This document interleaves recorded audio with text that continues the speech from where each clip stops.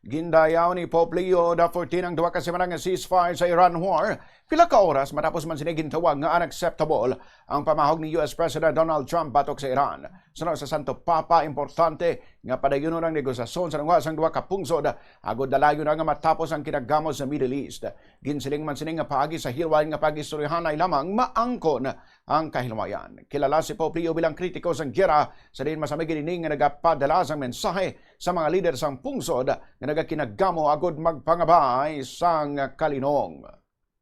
I welcome with satisfaction and as a sign of genuine hope the announcement of an immediate 2-week truce.